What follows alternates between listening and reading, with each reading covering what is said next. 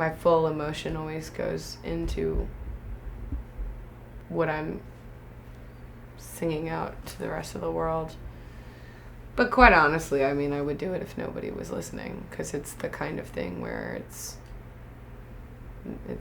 communication of my feelings for my own sake, my own sanity, you know. Singing is the place where I feel the freest. I love to sing. It makes me feel like I can fly, and it always has. That's why I've never stopped. I wish the apartment faced the courtyard, but the garbage truck is better than an alarm. I've been singing every day of my life since I was about 6 years old, and it's just something that's poured out of me. I was never conned into it or forced into it. I'd heard her playing when I was at home this song on the piano, and it sounded good, and I just thought it was something her teacher gave her to do. I think it was Eve that told me, yeah, she wrote that. I'm like, That's an original piece, yeah. really? Kind of quite shocking that this 10-year-old little girl had done it.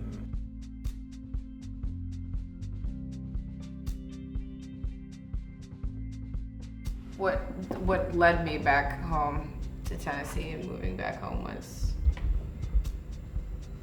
a lot of personal stuff. Partly, I wasn't really living in New York anymore. I was mostly just traveling. I was not necessarily like living my best life there. I wasn't really happy to be there, like recouping from always being gone. And then on top of that, there was like, you know, a lot of family and personal stuff going on, and I was just away. I was constantly away for all of it, and it was really starting to eat at me. And I made a decision to move home, and this song was the song that I wrote the first day that I'm taken back. How long I'm gonna last down here? Pockets filling up with lottery tickets. I'm just a zombie picking dandelions and letting them fly.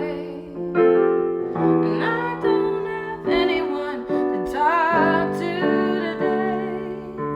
I don't have a reason to wash my hair. I keep on thinking I made a mistake. There's a Mason-Dixon line in the life I made.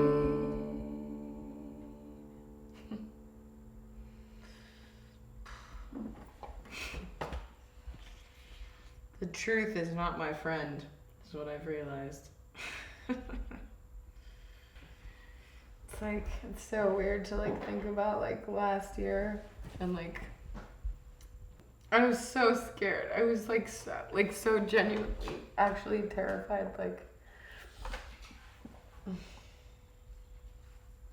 so broke. I was so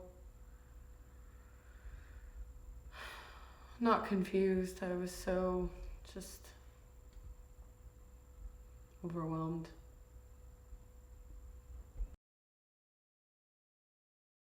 I don't feel scared at all anymore. I was able to be really real with myself, be really honest about like what had gotten me to that place. And then when I got to Jake Sinclair's in Los Angeles, he was like, "What do you want to do?" And I was like, "This is what's been going on, and I really need to talk about it. I really need to heal. I really need to, this is my way of communicating my feelings and making everything okay with myself.